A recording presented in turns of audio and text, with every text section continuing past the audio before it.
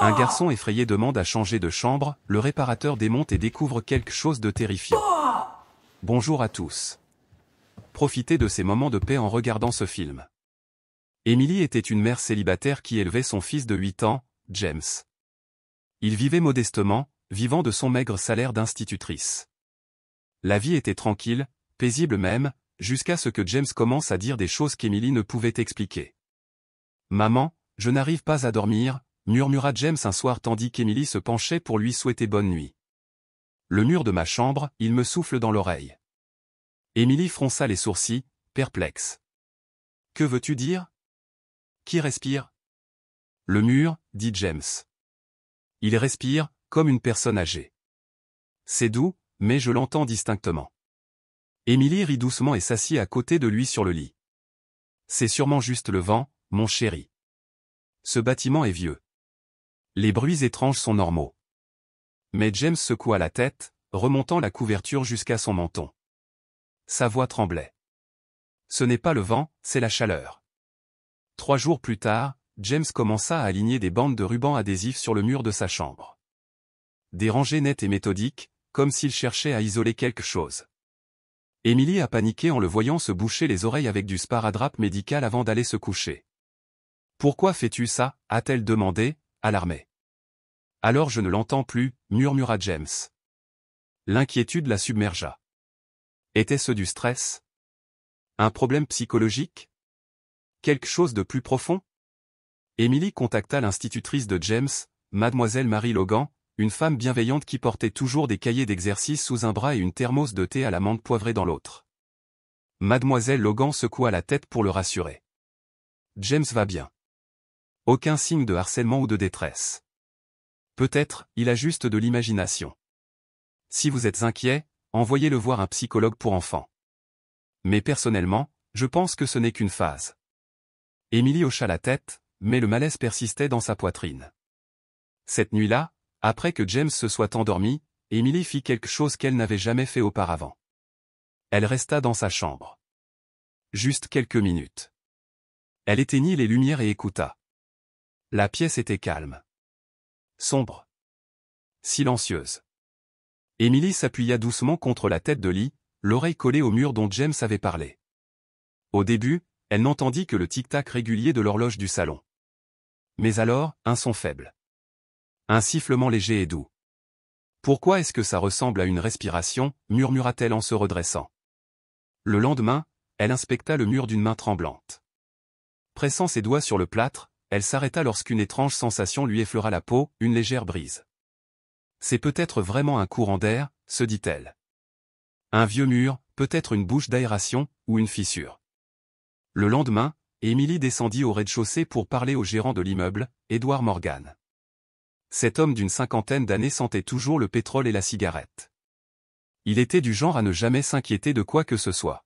« Un courant d'air, hein » dit-il en bâillant. « Probablement un panneau fissuré. Tu peux le sceller avec du mastic. Ou je demanderai à quelqu'un de le souder, si j'ai le temps. » « Sais-tu ce qu'il y a derrière ce mur » demanda Emily. Edward fronça les sourcils.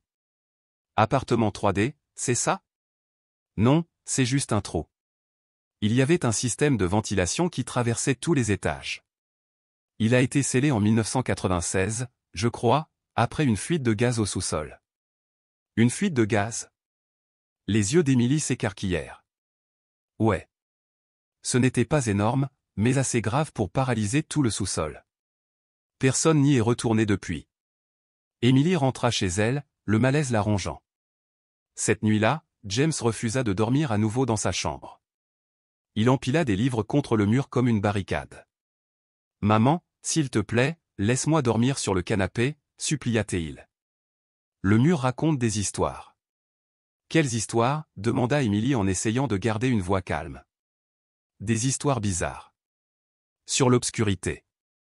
Sur les gens sous terre. Sur un couloir dont personne ne se souvient. Je ne veux pas les entendre. » Emily le serrait contre elle, essayant de le calmer, mais la peur fleurissait dans sa poitrine sombre, épaisse et suffocante. Le lendemain matin, désespérée, elle appela un vieil ami d'université, Robert Monroe, ingénieur en structure travaillant désormais en freelance dans le diagnostic acoustique. Il l'avait aidé à résoudre des problèmes de plomberie, et elle lui faisait confiance. Émilie. Ça fait longtemps qu'on ne s'est pas vu, répondit Robert, joyeux. Quelque chose de grave? Très sérieux, répondit-elle. Le mur de la chambre de mon fils respire. Et peut-être même murmure. Il y eut un silence au bout du fil. Tu es sérieux? Venez, s'il vous plaît. J'ai besoin d'aide. Cet après-midi-là, Robert arriva avec un grand sac à outils, des capteurs de pression et de son, ainsi qu'une caméra thermique.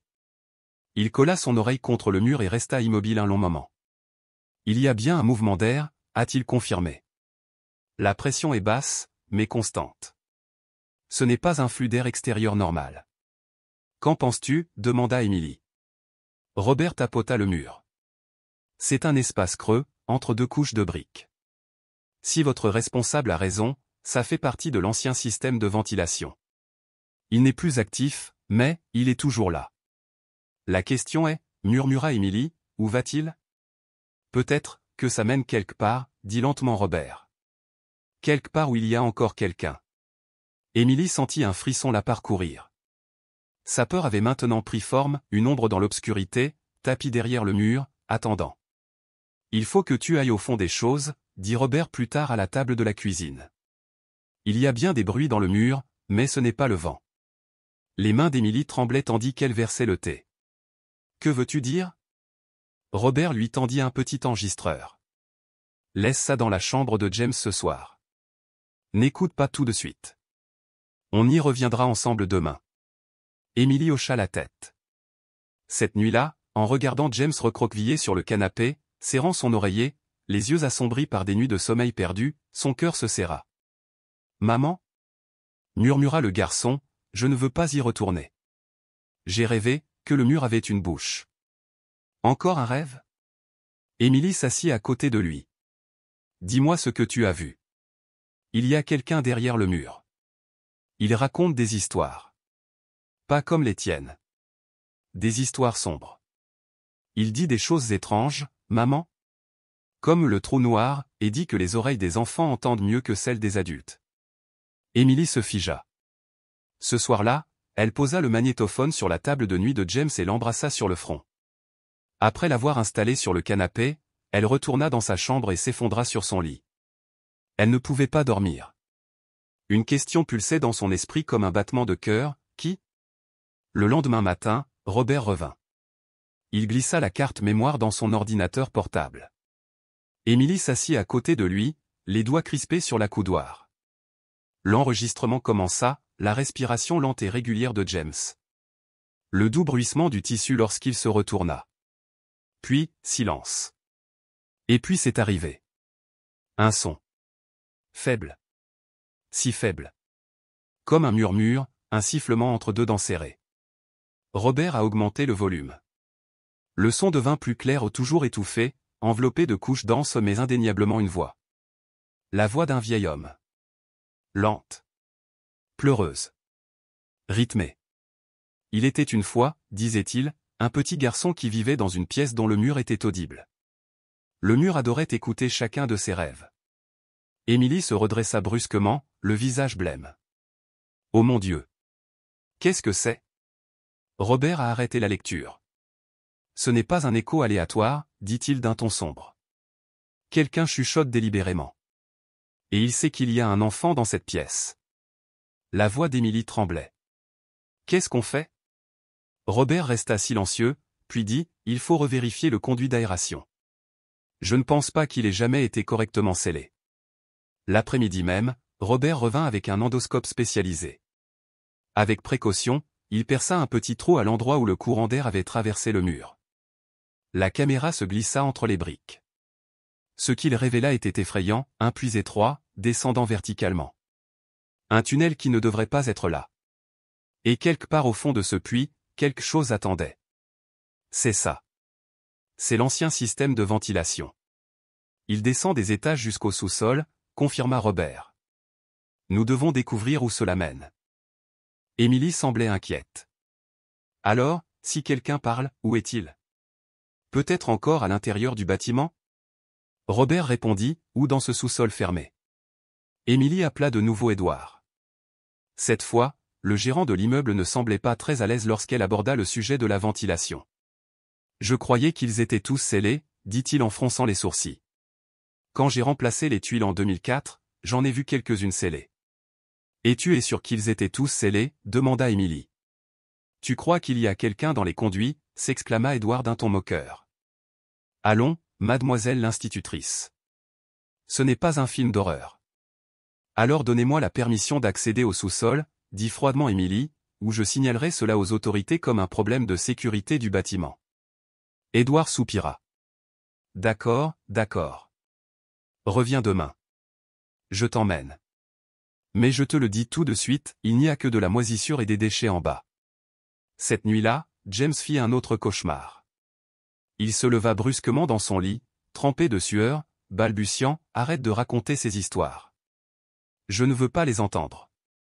Je déteste les histoires d'oreilles accrochées au mur. » Émilie le serra fort, ses larmes coulant dans ses cheveux. « Je suis là. C'est moi. Tu es en sécurité maintenant. »« Non, il est toujours là, » murmura James. « N'aie pas peur. Ce ne sont que des oreilles qui écoutent. Je déteste cette voix. » Émilie se tourna pour regarder le mur. Dans la douce lueur de la veilleuse, il paraissait silencieux, inerte. Mais elle savait que quelque chose derrière lui était vivant. Observant. Chuchotant. Le lendemain matin, Émilie a appelé Robert.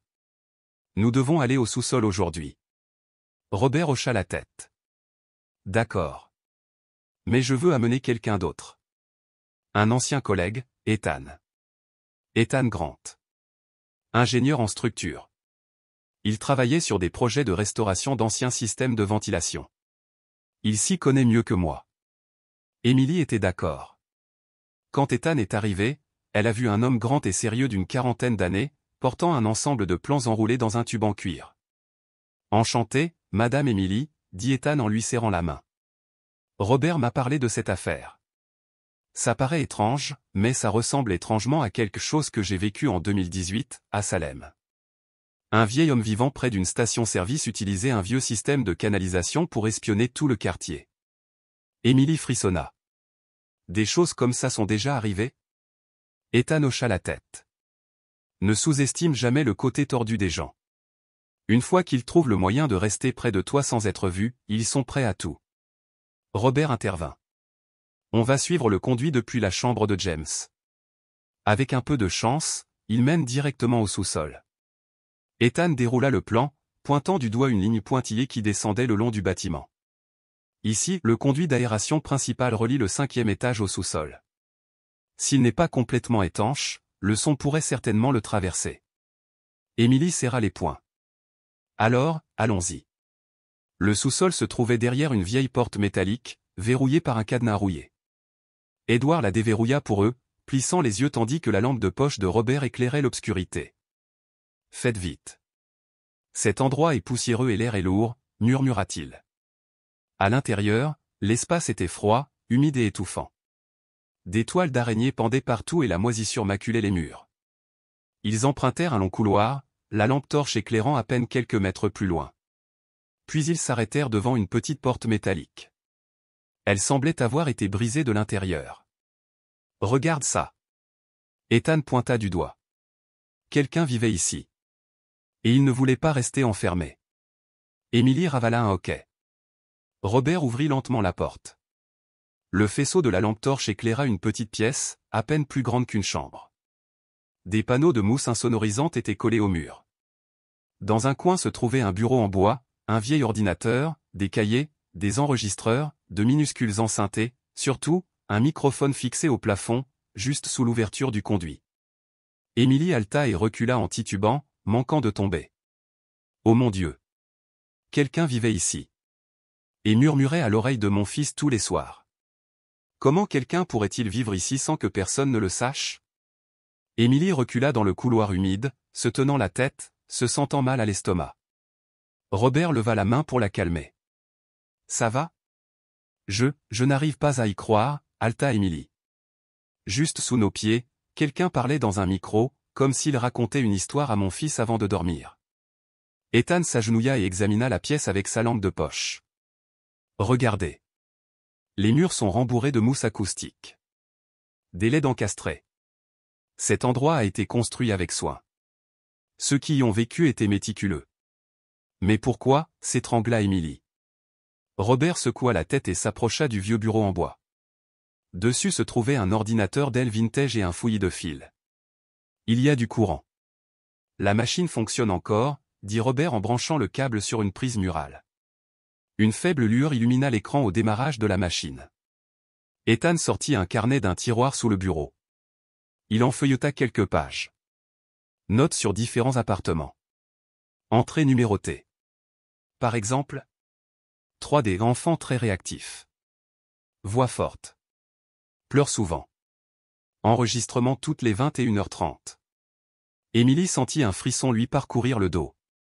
Robert ouvrit un dossier sur l'ordinateur. L'interface était simple, un répertoire intitulé « Projet Springfield ». À l'intérieur se trouvaient des fichiers comme 1-Broom-Bas-2022-0614. 2B chambre matin. 3D Night Story 7. Oh mon Dieu, murmura Robert. Il a tout enregistré. Chaque pièce du bâtiment. Emily tremblait. Jouant une.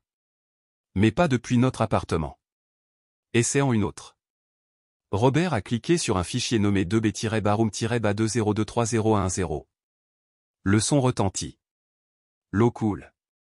Le bruit d'une brosse à dents. Puis une douce voix féminine. Lucas, arrête de jouer avec ça. C'est l'appartement de Caroline, s'exclama Emily. Elle a un fils qui s'appelle Lucas. Le 2B est juste en dessous du mien. Ethan resta figé. Il ne visait donc pas seulement James. Il surveillait tout le bâtiment. Emily s'effondra à genoux, la tête qui tournait. Il surveille tout le monde, depuis des années. Robert a fermé le fichier et en a ouvert un autre, 3D Night Story 6. Le son commença. D'abord, le bruit d'une respiration clairement celle d'un homme âgé. Puis la voix parla, lentement. Petit, n'aie pas peur. L'histoire de ce soir parle d'un garçon qui vivait avec sa mère. Il était très curieux. Et devine quoi? Il avait des oreilles très particulières. Emily se redressa brusquement en hurlant. Éteignez-le. Éteignez-le tout de suite. Robert a immédiatement arrêté la lecture. Je suis désolé. Je suis tellement désolé. Bon sang. Il a parlé directement de mon fils. Il connaissait son nom. Sa chambre. Son heure de coucher. Robert? Je vais perdre la tête. Ethan s'avança, la voix tendue. Il faut appeler la police. Tout de suite. Ce n'est pas juste de l'écoute clandestine. C'est une grave atteinte à la vie privée. Et James? Emily se tourna vers lui, presque suppliante. S'il sait qu'on le traque, que va-t-il faire? Il est toujours dans l'immeuble? Robert réfléchit attentivement. Il est peut-être parti. Ou, il vit peut-être encore dans l'un des appartements. Se faisant passer pour un simple résident. Mais une chose est sûre, il a vécu ici longtemps. Ethan a ramassé un petit microphone au plafond, branché directement dans le conduit. Voilà. Voici comment il a procédé. Un micro branché sur un haut-parleur miniature. Le son montait directement par la bouche d'aération jusqu'au 3e étage. Alors pourquoi seul James pouvait-il l'entendre? Demanda Emily. Robert se tourna vers elle. Parce que les enfants sont plus sensibles aux sons graves. Et il a parfaitement calculé son moment. Il a raconté des histoires juste au moment où James s'endormait, quand le bâtiment était le plus silencieux. Emily se couvrit le visage. Oh mon Dieu! Je pensais que mon fils se faisait des idées. Robert lui posa la main sur l'épaule. Emily, personne n'aurait pu inventer une chose pareille, mais maintenant tout est clair. Nous devons apporter toutes ces preuves à la police. 1 heure plus tard, la police locale est arrivée. 2 agents, un jeune homme nommé Henry Monroe et une policière nommée Teresa Dawson, ont été dépêchés sur les lieux.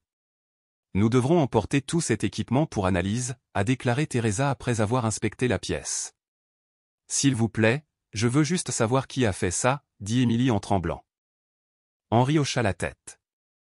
On va commencer par examiner la liste des résidents, vérifier les images de sécurité et comparer les données avec les relevés de consommation électrique du sous-sol. Cette personne a clairement évité d'utiliser les systèmes officiels pour rester caché. Ethan a ajouté, il y a une autre possibilité, il vivait dans l'immeuble mais se faufilait ici chaque nuit en utilisant les voies de maintenance. Emily se souvint soudain de quelque chose. Il répétait une phrase dans les enregistrements. James m'a raconté qu'il disait, les voix des enfants sont les sons les plus vrais. Teresa l'a immédiatement noté. Robert a ajouté, nous avons également trouvé une liste de suivi détaillant chaque appartement. Vous pourriez la comparer aux données des factures d'électricité pour identifier les personnes ayant subi une activité inhabituelle. Henry se tourna vers Emily. A-t-il quelqu'un dans cet immeuble qui t'a déjà semblé bizarre? Quelqu'un qui traîne ou qui se comporte bizarrement? Emily secoua la tête. Non. Attendez, il y a un vieil homme qui vit dans l'unité 4C. Un type tranquille, toujours assis seul sur le banc près du hall. Je ne l'ai jamais vu parler à qui que ce soit. Je ne connais même pas son nom. Robert hocha la tête. Je l'ai vu plusieurs fois. Il ne ressemble pas à un locataire typique. Henry prit des notes. 4C est compris. On va s'en occuper. Après le départ des policiers, Emily resta assise en silence dans le salon. James était à côté d'elle, en train de dessiner. Il représentait une pièce au mur bleu, et sur le mur poussait une oreille géante. « Qu'est-ce que c'est, chérie » demanda-t-elle doucement. « C'est l'oreille du mur » murmura James. « Elle est vraiment énorme. Quand je te parle, elle me fait toujours vibrer. » Emily sentit une boule lui monter à la gorge. « Mais maintenant, maman sait, et je ne laisserai plus cette oreille t'écouter, d'accord ?» Elle le serra fort dans ses bras, si fort que James se tortilla. « Aïe, maman, doucement. » James eut un faible rire. Emily rit à travers ses larmes. « Désolé. C'est juste que, je t'aime tellement. » Robert sortit de la pièce. « Emily, il serait peut-être préférable que James reste à la maison un moment. Je connais une excellente psychologue pour enfants à Burlington. Elle pourrait peut-être l'aider à gérer ça. » Emily hocha la tête. « Merci, Robert. Sans toi. » Robert lui fit signe de partir. « On n'a pas fini. Ce type est toujours là. » Emily serra les poings. « Nous avons besoin d'une autorisation pour accéder à l'ensemble du système de maintenance, » a déclaré Ethan le lendemain matin, alors que le groupe retournait au rez-de-chaussée. « Si nous voulons tracer entièrement le système de ventilation, nous devrons ouvrir tous les panneaux d'accès au plafond et au sous-sol. Il n'y a pas d'autre solution. »« Et Edward » demanda Emily. « Acceptera-t-il » Robert hocha la tête. « Je l'ai appelé hier soir. Il a dit qu'il nous accorderait un accès temporaire à condition qu'au moins un ingénieur certifié supervise. » Ethan sourit. « On dirait que c'est mon boulot, alors. » Ce matin-là, le ciel de Springfield était gris et lourd. Les nuages étaient bas, comme si la pluie était imminente. Ils retrouvèrent Edward dans la salle de maintenance du rez-de-chaussée, où étaient conservées les clés mécaniques et les plans techniques du bâtiment. « Tu en es absolument sûr » demanda Edward, tenant un trousseau de clés rouillées. « C'est humide là-dessous. Personne n'y est allé depuis près de 20 ans. La moisissure peut mettre quelqu'un KO. On a des lampes de poche, des filtres et des extracteurs d'air. »« On est prêt » répondit Ethan avec fermeté. « Et si quelqu'un avait réellement vécu là-bas » demanda Emily d'une voix hésitante. Edward ne répondit pas. Il tendit simplement les clés à Robert et murmura « Fais attention ». Ils commencèrent au 3e étage, où se trouvait la chambre de James. Robert retira un panneau d'accès au plafond et inséra l'endoscope dans le conduit qu'il avait inspecté plus tôt. « Ce conduit descend droit » a-t-il indiqué. « Il n'y a pas d'obstruction, contrairement à ce qu'indique le plan. » Ethan compara le vieux plan et secoua la tête. « Ça n'a aucun sens. Le dessin montre clairement une impasse au rez-de-chaussée, mais le conduit continue. Ça veut dire que le plan a été modifié, ou qu'on cache quelque chose. » Robert introduisit l'endoscope plus profondément. Au bout d'un moment, il se figea. « Que vois-tu » demanda Emily à voix basse. Robert hocha la tête. « Il y a une ramification qui descend jusqu'au sous-sol. Apparemment, il y a une pièce cachée. Elle est directement reliée au système de ventilation. » « La chambre du compteur » murmura Ethan, les lèvres serrées. Emily sentit ses jambes se figer. Allons-y. Il leur a fallu près de 2 heures pour suivre les conduits du 3e étage au sous-sol. Ils ont dû retirer plusieurs panneaux de plafond, utiliser des lampes infrarouges et des manomètres pour vérifier les dérivations secondaires. Ils sont finalement arrivés à une porte en fer rouillé, dissimulée derrière un mur en bois délabré dans le local électrique du sous-sol. Robert alluma sa lampe. La serrure a été coupée et ressoudée de l'intérieur. Regardez, les soudures sont irrégulières, solides, mais faites à la va-vite. Quelqu'un a peut-être été enfermé et a forcé la porte. Ethan inséra la clé dans la serrure. Un clic sec résonna. La porte s'ouvrit en grinçant, et une bouffée d'air froid s'en échappa, comme si on ouvrait un congélateur. Emily se couvrit le nez pour se protéger de l'odeur à crémoisie. Ils entrèrent. Ce n'était pas une salle de maintenance classique. Les murs étaient épais, la petite fenêtre était barricadée et une autre porte en acier se trouvait à gauche de la pièce. Robert s'approcha et tourna prudemment la poignée. La porte s'ouvrit, ouvrant sur un espace plongé dans le noir complet, éclairé seulement par les faisceaux lumineux de leur lampe de poche. La pièce était petite. Les murs étaient tapissés de panneaux acoustiques. Dans un coin se trouvait un bureau avec un enregistreur, un ordinateur, des livres et un microphone pointé vers le haut, directement relié au système de conduit qu'ils avaient repéré. Sur le mur, il y avait des dizaines de vieilles étiquettes de rubans adhésifs, griffonnées de notes, rires matinaux à double sens, 3D quand l'enfant chante, pour le silence de la nuit marine. « Oh mon Dieu !» murmura Emily en tremblant. Il ne s'est pas contenté d'enregistrer, il a catégorisé les émotions de chaque son. Robert alluma l'ordinateur. L'interface était obsolète, aucun mot de passe n'était requis. Le dossier principal s'intitulait « Oreille à l'écoute ». Emily serra les poings. Oh mon Dieu! Il était vraiment obsédé. Robert ouvrit quelques dossiers. Une voix d'enfant retentit, « Maman, j'ai sommeil. » C'était James. Puis la voix d'Emily, « Dors, chérie. Maman est là. » Le son avait été enregistré, coupé et joué en boucle comme une berceuse en boucle. Ethan a trouvé un petit émetteur relié au micro et au haut-parleur du plafond. Il utilisait une fréquence interne pour diffuser le son dans les pièces via les conduits. Personne ne le savait, car il n'avait jamais branché le système principal. Sous le bureau se trouvait un tiroir. Robert l'ouvrit. À l'intérieur se trouvaient des papiers d'identité, un vieux passeport et quelques photos en noir et blanc, un homme d'une 60aine d'années, yeux enfoncés, cheveux argentés, portant une blouse de technicien. Sur la carte d'identité, on pouvait lire « Matthew Smith ». « C'est lui », dit Robert doucement. « Matthew Smith, ancien ingénieur acoustique. J'ai déjà entendu ce nom. Licencié il y a des années pour avoir utilisé des technologies de surveillance à des fins personnelles. » Emily halta. « Alors il vivait ici, juste en dessous de chez nous ?» Ethan hocha la tête. Ça aurait pu être des années, peut-être plus. Il vivait comme un fantôme. Pas de permis de résidence, pas de registre des services publics, il utilisait des piles pour alimenter son équipement, il enregistrait le moindre son. Emily recula. Elle ne supportait pas l'idée que quelqu'un comme lui ait écouté ses berceuses, ses conversations, même ses moments les plus intimes.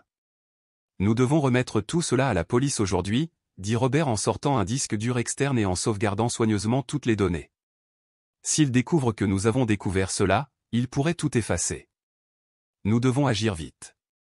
Ethan éteignit l'ordinateur. Il y a encore une chose. Quoi? Emily leva les yeux. Ethan désigna le plafond. Il a installé une gaine secondaire menant à l'appartement 4C. Encore 4C? Emily fronça les sourcils. Je ne l'ai pas déjà dit? Il y a un étrange vieil homme qui vit là. Il part rarement, toujours sur ce banc en bas. Robert halta. Et s'il avait quitté le sous-sol et se faisait passer pour un simple habitant? Ethan sortit son téléphone. Il faut qu'on appelle tout de suite. Si ces appareils sont encore allumés, ils pourraient tout écouter. Emily a attrapé la main de Robert. Je ne le laisserai plus jamais s'approcher de mon fils. Robert la regarda dans les yeux. Tu ne seras pas seul. On va mettre fin à tout ça. Emily, es-tu sûre que tu vas bien? Demanda-t-il en la remarquant figée, les mains si serrées qu'elles étaient devenues pâles. Emily ne répondit pas. Son regard était fixé sur la minuscule caméra que Robert venait de sortir de derrière la grille d'aération. Pas plus grosse qu'une pièce de monnaie, elle était discrètement fixée au plafond à un œil invisible qui surveillait sa famille, heure après heure. Elle ne s'en était même pas rendue compte. Il n'a pas seulement écouté, dit lentement Ethan. Il a observé. Combien demanda Emily d'une voix rauque. Robert ouvrit une petite boîte en bois trouvée dans un coin de la pièce et la posa sur la table. À l'intérieur se trouvaient 8 caméras miniatures identiques. Chacun est étiqueté 1A, 2B, 2C, 3DE. Tous les appartements de cet immeuble, dit-il en se tournant vers Emily. Le tien aussi. Emily frissonna et s'effondra sur une chaise, la tête baissée.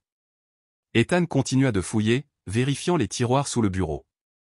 Il en sortit une épaisse pile de papiers agrafés, un journal détaillé des appartements, leur routine, leur profil sonore et d'étranges symboles. « Regardez ça », dit-il en le tendant à l'officier Teresa, qui venait d'entrer.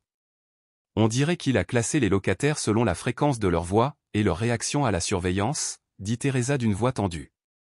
C'est plus que dérangeant. L'agent Henry Monroe inspectait l'ordinateur.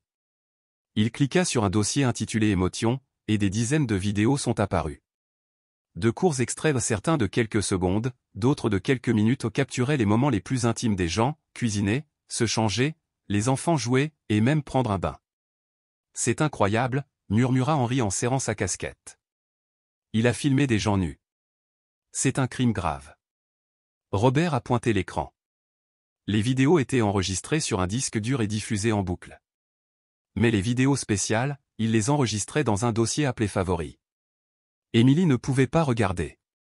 Elle se détourna, mais Henry ouvrit quand même le dossier et fronça les sourcils. Voilà. Ils viennent tous de l'unité 3D. Votre appartement, dit-il. Le premier enregistrement a été sauvegardé il y a plus de 2 ans. Emily baissa la tête, tout son corps tremblant. Elle ne voulait pas savoir depuis combien de temps elle était surveillée. Elle savait seulement que depuis que James avait 5 ans, quelqu'un, caché dans l'obscurité, suivait chacun de ses mouvements. Il y a aussi de l'audio, ajouta Teresa. J'envoie le disque dur entier à l'unité des enquêtes spéciales de Washington.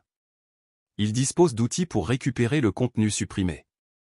Ethan se figea, puis désigna un appareil rectangulaire sur le sol, ce qu'ils avaient auparavant supposé être juste une batterie. Il n'a pas seulement enregistré. Il a transmis, a expliqué Ethan. Il a peut-être utilisé des ultrasons pour diffuser le son à travers les murs sans interférence. Quoi? Emily leva les yeux écarquillés. C'est un filtre anti-bruit. Il permet au son de traverser clairement des matériaux épais, comme le béton, explique Ethan. Cela explique pourquoi seul James pouvait l'entendre aussi bien, et pas vous. Teresa hocha la tête et se tourna vers Robert. Je veux que tout ce matériel soit transporté sous ma supervision, comme preuve. Robert ferma l'ordinateur portable et débrancha soigneusement les câbles. Je m'en occupe. Emily était assise tranquillement dans un coin. James logeait ce jour-là chez leur voisine du 2e étage, Caroline. Mais même en sachant qu'il était en sécurité, Emily se sentait comme une mère ratée. Chaque avertissement que James avait donné, chaque appel à l'aide qu'elle avait rejeté, tandis qu'il était hanté chaque nuit par cette voix grotesque, elle dormait profondément juste de l'autre côté du mur. Ethan posa une main sur son épaule. Emily, tu as découvert tout ça. C'est ça qui compte. Grâce à toi, des dizaines de familles pourraient être sauvées d'une horreur qui dure depuis des années. Je n'arrête pas de penser. S'étrangla Emily, la voix brisée. Si je l'avais écouté dès le début, il n'aurait peut-être pas eu si peur aussi longtemps. Robert s'assit à côté d'elle, le regard adouci. Personne n'aurait pu imaginer ça. Des murmures à travers les murs, qui l'aurait cru? Henry est intervenu. Nous avons confirmé la véritable identité de l'homme derrière tout ça. Comme vous l'avez dit, il s'appelle Matthew Smith. 60 ans. Ancien ingénieur du son de Boston. Licencié il y a 12 ans après avoir été surpris en train d'utiliser du matériel de surveillance sur des clients prestigieux. Tu as une photo? Demanda Ethan. Teresa sortit son téléphone.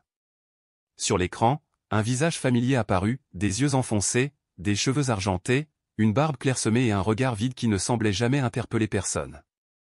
Emily recula. C'est le vieil homme sur le banc. Il habite au 4C, c'est ça? Henry a confirmé, il est enregistré là-bas, mais selon les données des services publics, cet appartement n'a montré aucun signe d'habitation au cours des 3 dernières années. Alors il faisait semblant d'y vivre, mais en fait, il logeait au sous-sol, demanda Émilie, le cœur battant. C'est possible. Ou peut-être qu'il a migré entre les deux. D'après les enregistrements que nous sommes en train de compiler, plusieurs caméras de sécurité l'ont filmé errant dans les lieux tard le soir. Ethan soupira. Nous avons affaire à quelqu'un qui possède une expertise technique, des connaissances en architecture et une obsession profondément troublante pour les voix. Teresa a poursuivi, nous avons émis un mandat d'arrêt interne et scrutons les caméras de surveillance. S'il n'a pas quitté la ville, nous l'arrêterons. Émilie serra les poings. Il doit payer. Cet après-midi-là, tout le matériel fut transporté au commissariat régional. Avant de partir, Robert demanda une inspection complète de tous les appartements suspectés d'être surveillés. Chaque ancien conduit d'aération doit être scellé et chaque dispositif suspect retiré, dit-il à Edward, qui se tenait maintenant silencieux, le visage pâle. Je n'y connaissais rien, murmura Edward. Je croyais que c'était juste un niveau utilitaire verrouillé. Je n'en avais aucune idée. Aucun de nous ne l'a fait, dit doucement Robert. Émilie rentra chez elle au coucher du soleil. Elle prit James dans ses bras, et Caroline la regarda désormais différemment. C'était le regard de quelqu'un qui venait de réaliser que des choses terrifiantes peuvent se cacher à la vue de tous. « Maman » murmura James alors qu'ils entraient dans l'appartement, « est-ce que le mur ici a disparu ?» Émilie s'agenouilla et le serra fort dans ses bras. « Oui, ma chérie. Je l'ai enlevé. Je ne laisserai plus personne t'écouter sans ta permission. Alors, puis-je vous raconter une histoire ?» Émilie sourit, les larmes aux yeux. « Oui. J'adorerais l'entendre. » Le garçon commença à parler, des histoires de dragons, de forêts avec des arbres chantants et d'un vieux haut-parleur enterré sous terre qui ne murmurait plus. Émilie était assise en silence, à l'écoute. Et pour la première fois depuis des mois, la voix de son fils claire et insouciante ne se mêlait à aucune autre voix venant de derrière le mur. 2 jours après la découverte du système de surveillance au sous-sol, l'immeuble était sur le qui-vive. Tous les locataires étaient sous le choc. Un par un, ils ont frappé à la porte d'Émilie pour poser des questions.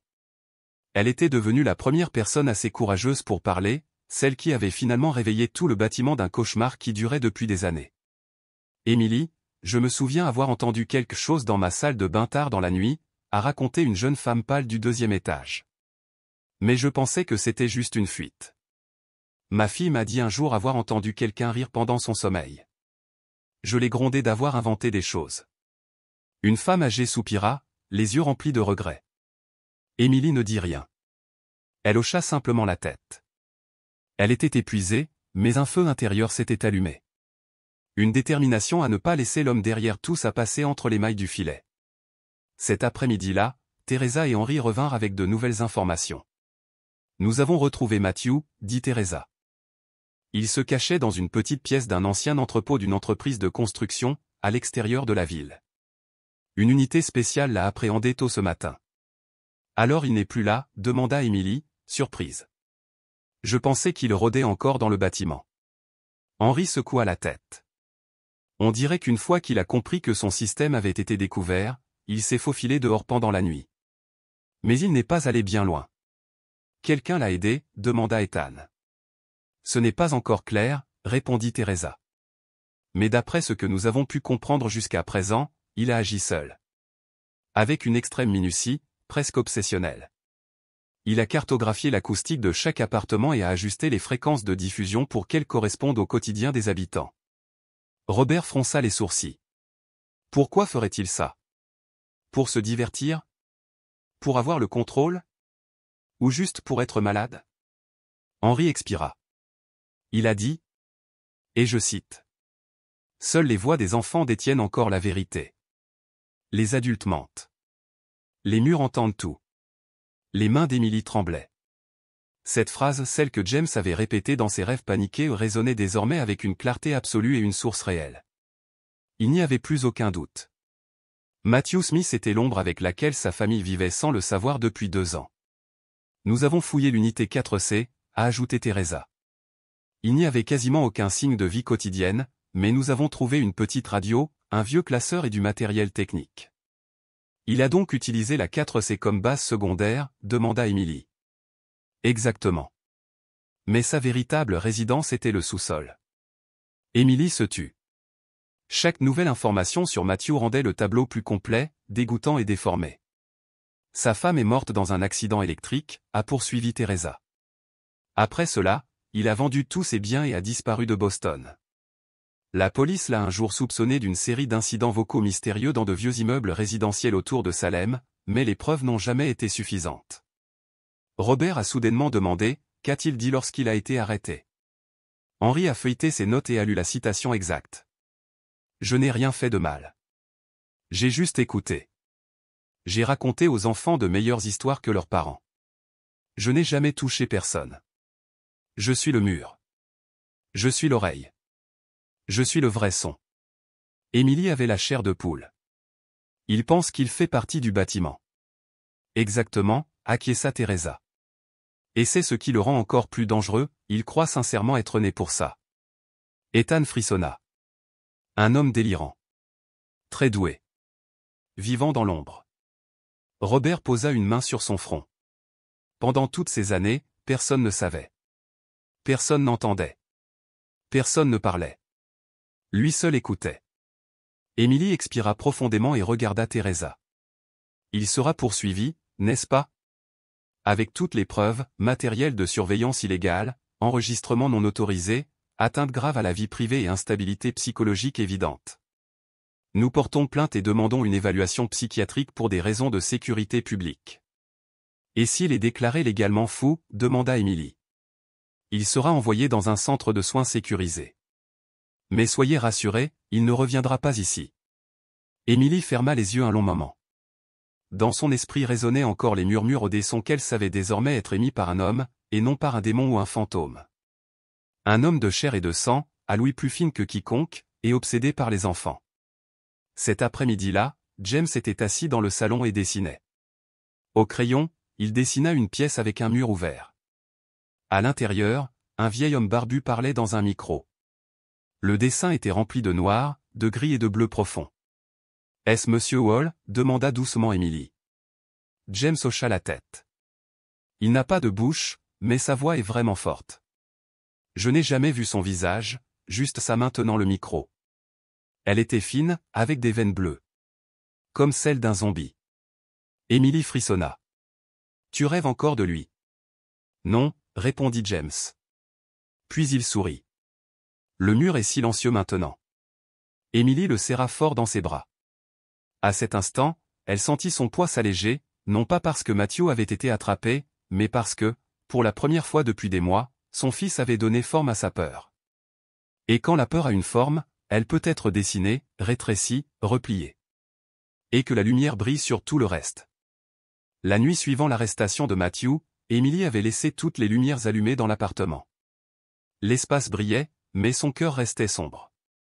James se recroquevilla sur le canapé, les yeux grands ouverts et sans cligner. « Maman, » dit James d'une voix fatiguée, « je crois que j'entends quelque chose dans l'oreiller. » Emily lui serra la main. « Il n'y a rien, mon cœur. J'ai vérifié. Le mur est scellé. Plus personne ne t'écoute. Mais je t'entends toujours. » Emily esquissa un léger sourire. « C'est une bonne chose, ma belle. On s'écoute l'une l'autre maintenant, pas le mur. » Elle savait que James ne se remettrait pas du jour au lendemain. La capture de Matthew ne pourrait effacer les mois de tourments psychologiques qu'il avait endurés. Un garçon de 8 ans vivant dans la peur, la confusion et l'incrédulité ne guérit pas en quelques jours. Le lendemain matin, Robert est revenu avec une équipe de techniciens. Ils ont apporté des perceuses, du ciment, du matériel d'étanchéité des conduits et un plan de rénovation complet du système de ventilation d'Emily. Nous allons démolir le mur de la chambre de James, installer un revêtement acoustique moderne et la reconstruire entièrement. Nous allons également sceller tous les conduits acoustiques restants, a expliqué Robert. Emily regarda vers la chambre, autrefois le lieu de repos de son fils, aujourd'hui une grotte maudite. Il faut le faire. Le plus tôt sera le mieux. Elle hocha la tête. Elle porta James jusqu'au logement de Caroline, au 2e étage, et lui demanda de le surveiller pour la journée. James ne protesta pas. Il ne criait plus comme avant, mais son silence inquiéta encore plus Emily.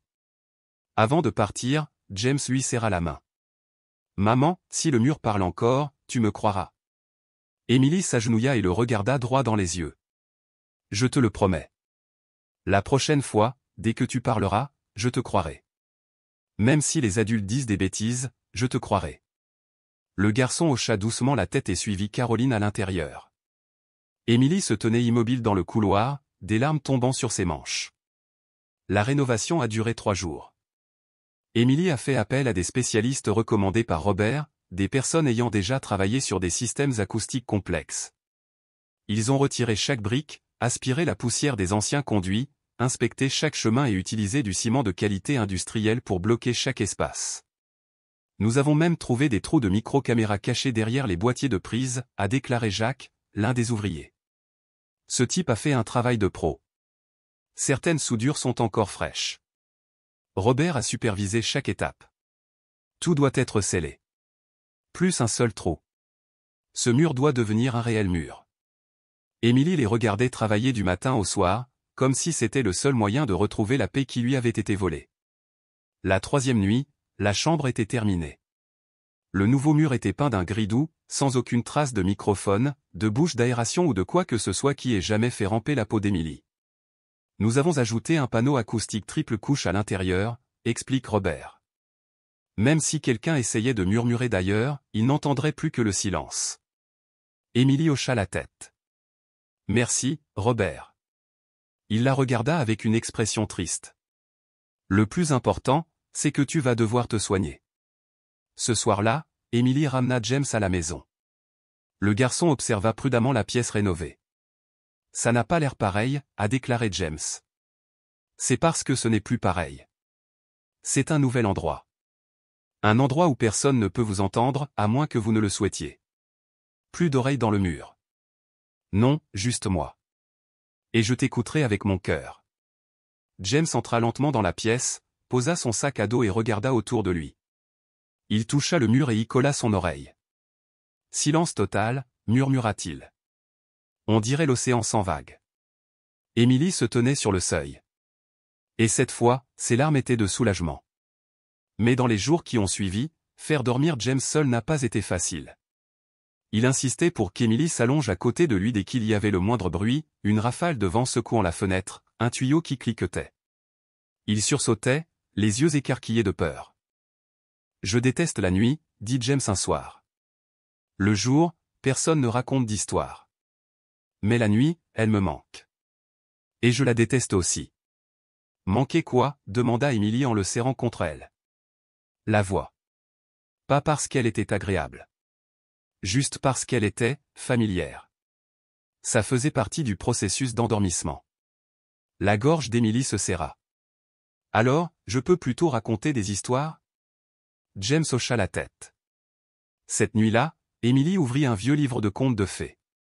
Sa voix trembla d'abord, puis se calma. James ferma les yeux, serrant toujours le bord de sa chemise, mais son expression se détendit. Quand elle eut fini son histoire, il n'en demanda pas une autre. Il murmura simplement. « Ta voix est meilleure. » Une semaine plus tard, Robert est venu pour une dernière inspection. James lui fit visiter sa nouvelle chambre, la présentant fièrement comme un petit architecte. Voici le mur qui ne parle pas. Voici la fenêtre sans vent. Voici mon lit où personne ne chuchote. Robert sourit. Tu aimes ta nouvelle chambre? Oui. Mais, le vieux mur me manque encore un peu. Parce que j'y ai été très courageux. Émilie l'entendit, ses yeux se remplirent de larmes. Après le départ de Robert, Émilie et James se sont assis dans le salon, dessinant ensemble. Le garçon a dessiné 2 murs, un vieux mur avec une oreille et un microphone.